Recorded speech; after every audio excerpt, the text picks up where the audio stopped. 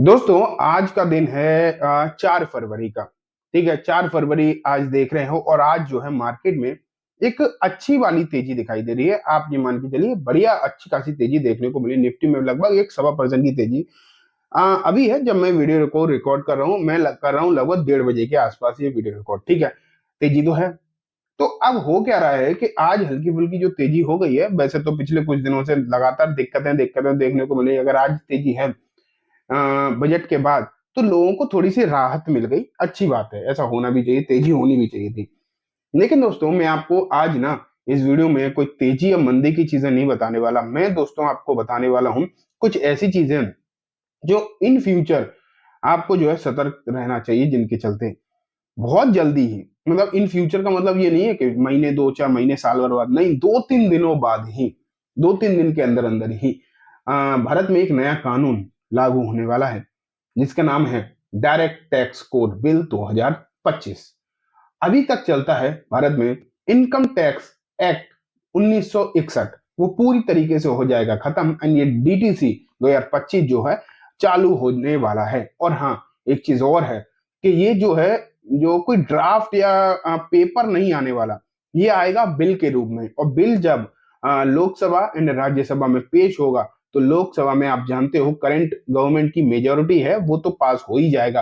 राज्यसभा में भी पास होने के पूरे पूरे चांसेस हैं। अगर कोई दिक्कत होती भी है इन केस, तो आप ये बस मान के चलो कि वो ज्यादा से ज्यादा संशोधन के लिए भेजेंगे और दोबारा आएगा तो पास करना पड़ेगा, वहां भी कोई ऑप्शन नहीं बचता। तो ये तो बिल होने वाला है पास, अब इसमें तो कोई ज्यादा डाउट रह नहीं गया। लेकिन अब इसमें कुछ ऐसी चीजें हैं जो हो सकता है मार्केट को बहुत ज्यादा दिक्कत दे दें, और ना सिर्फ मार्केट को बल्कि as a investor, as a trader, हम लोगों को भी बहुत ज्यादा दिक्कत दे दें। अब ऐसी क्या चीजें हैं वो मैं आपको इस वीडियो में बता रहा हूं, एंड आप ना बहुत ज्यादा ध्यान से सुनना इन चीजों को। ठीक है, सबसे पहले मैं एक वेबसाइट पर दिखाता हूं कि आखिरकार ये चीजें हैं क्या। तो आप यहाँ पर देखो, सबसे पहले लिखा हुआ है what is direct tax code, वो छोड़ो, यहाँ से देखो highlight of direct tax code bill. Revised income tax slab, ठीक है, चेंज हो सकते हैं। इनकम टैक्स स्लैब है जो बदले जा सकते हैं, चेंज हो सकते हैं। फोकस ऑन डिजिटल कंप्लाइंसेस, ठीक, consolidation of deduction, corporate tax reform, alignment with global standard, special focus on ease of filing. तो यहाँ पर कुछ पॉइंट्स दिए गए हैं जो इसमें जिन पर ध्यान दिया जा सकता है और जिनमें चेंजेस हो सकते हैं। लेकिन आप सोच रहे होंगे कि ये तो सब चीजें सही है, अगर ये सब चीजें होती तो अच्छी बात है, डेफिनेटली अच्छी बात है।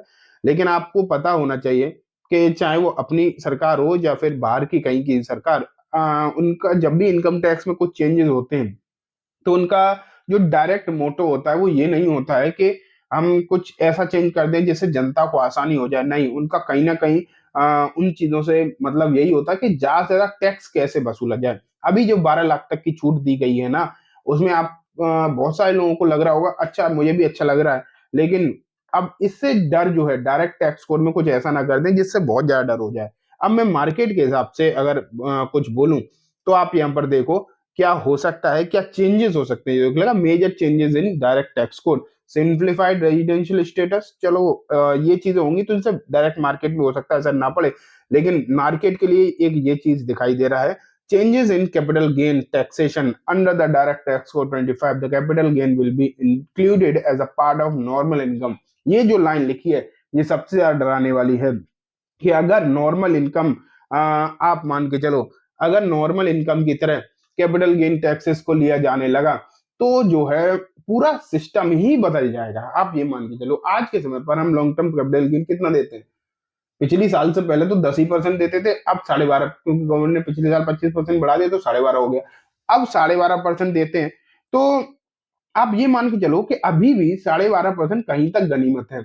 लेकिन अगर ये पार्ट हो गया नॉर्मल इनकम का, इसका मतलब क्या होता है, जैसे कि अगर हम 10 लाख 12 लाख रुपए कमा रहे हैं एक साल में, तो अभी जो नए कानून बजट के हिसाब से तो हमें कोई टैक्स नहीं देना चाहिए और देंगे भी नहीं। लेकिन हाँ, ये बात निकल कर आती है कि अगर आप स्टॉक मार्केट से भी 5 लाख 10 लाख कमा लिए किसी भी तरीके से, तो होगा क्या कि आपका 10-12 लाख वो जुड़ जाएगा, साथ में ये भी जुड़ जाएगा, सब कॉम्बाइन हो जाएगा, तो हो गया आप 18-20 लाख के आदमी। अब 18-20 लाख अगर आपकी इनकम पहुंच गई, तो आपको फिर स्लैब रेट के हिसाब से टैक्स देना पड़ेगा, पूरा टैक्स जाएगा नीचे से ऊपर तक का। ठीक है, तो पहले क्या हो रहा था कि पहले तो आपकी नॉर्मल बिजनेस पे कोई टैक्स नहीं लग रहा था, लग भी रहा था तो हल्का फुल्का लग रहा था, और स्टॉक मार्केट पे तो फिक्स था 12.5%। तो ज्यादा टैक्सेशन नहीं थे, लेकिन अगर ये जुड़ गए और नॉर्मल टैक्स स्लैब में आ गए तो आफत हो जाएगी, आप ये मान के चलो, और बहुत ज्यादा टैक्स लग सकता है। होगा क्या कि अभी जो इनकम टैक्स स्लैब आप मान के चलो कि अभी जो स्लैब रेट है वो क्या ही है स्लैब के हिसाब से, तो 12 लाख तक तो छूट ही है।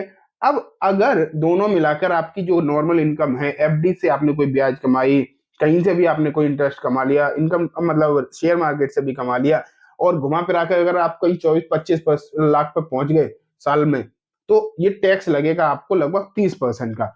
एंड दोस्तों, एक और चीज आपको मालूम होनी चाहिए कि 25 लाख से ऊपर सिर्फ 30% का टैक्स नहीं है, एक सरचार्ज भी होता है ज्यादा कमाने वालों के लिए। तो वो अलग अलग केसेस में होता है, कोई 5%, 10%। तो ओवरऑल इफेक्टिव टैक्स जो है आपसे 30 से 35% तक का हो सकता है, और ये मार्केट की इनकम पर भी हो सकता है। और अगर ऐसा हो गया तो आप ये मान के चलिए कि जो आज की तेजी है ना, वो तो धरी रह ही जाएगी, लेकिन मार्केट में हो सकती है तबाही। तो इसलिए मैं बस आपको इतना आगाह करने वाला था आज इस वीडियो के माध्यम से कि आज की तेजी जो हुई है, अब मार्केट बंद होते होते क्या होगा इसका भी नहीं कह सकते कि और बढ़ेगी। अभी तो 1.25% है कि अभी 3:30 बजे तक क्या होगा, जब आप वीडियो देख रहे होगे तब तक तो क्लैरिटी होगी। लेकिन अगर तेजी है भी तो 1-2 दिन मेरे हिसाब से आपको ना थोड़ी सी तसल्ली रखनी चाहिए। डायरेक्ट टैक्स कोड आ जाने दो, उसके बाद मार्केट में क्या होता है उस हिसाब से प्लानिंग करना। अभी हड़बड़ी में बहुत ज्यादा खरीदारी पता लग गई, आपने कर ली, और डायरेक्ट टैक्स कोड बिल में कुछ ऐसा आ गया जो मार्केट को पसंद नहीं आया। और ये तो पक्की बात, अगर मार्केट के रिटर्न पर टैक्सेस बढ़े तो मार्केट उन्हें हाथों हाथ नहीं लेगा, उल्टा ही लेगा और दिक्कत ही देगा। तो चांसेस तो इस डीटीसी 2025 में टेंशन के ही नजर आ रहे हैं। और सरकार से हमारी जो उम्मीदें हैं, आप जानते हो कि मतलब उम्मीदें तो छोड़ो, जो पूर्व के मतलब उन्होंने जो कारनामे कर रखे हैं उससे हम जानते हैं कोई इतने आसानी से आपको टैक्स में कोई बहुत ज्यादा छूट देने वाले लोग लगते नहीं है। हो सकता है इधर से टैक्स की छूट देकर उधर से हायर टैक्स वसूला जाए आपसे। और ये तो हम जानते हैं कि सरकार की नजर मार्केट पर है, क्योंकि उन्होंने पहले भी एसटीटी बढ़ाए और दुनिया भर के टैक्सेस बढ़ाए, और हो सकता है इस बार भी कुछ ऐसा डायरेक्ट टैक्स कोड में आ जाए और जिससे कि मार्केट पर टैक्सेस और बढ़ जाए और मार्केट में दिक्कत हो। इसलिए बहुत ज्यादा एक्साइटेड होकर साढ़े जो 12 लाख की इनकम पर टैक्स फ्री हुआ है, आप सोच रहे होगे कि वहां से बहुत कुछ हो जाने वाला है, तो थोड़ा थांबा, उसके बाद सोचेंगे 2-3 दिन बाद, और बहुत ज्यादा समय नहीं बचा, 2-3 दिन में ही ये डायरेक्ट टैक्स कोड का जो बिल है वो आ जाएगा। ठीक है, तो चलो दोस्तों, आज की सुनम बस इतना ही। उम्मीद है वीडियो पसंद आई होगी। वीडियो अच्छी लगी है तो लाइक करना, अपने कमेंट जरूर लिखना कि आपका इन बारे में क्या सोचना है, एंड इस चैनल को भी जरूर सब्सक्राइब करके जाना। Thank you.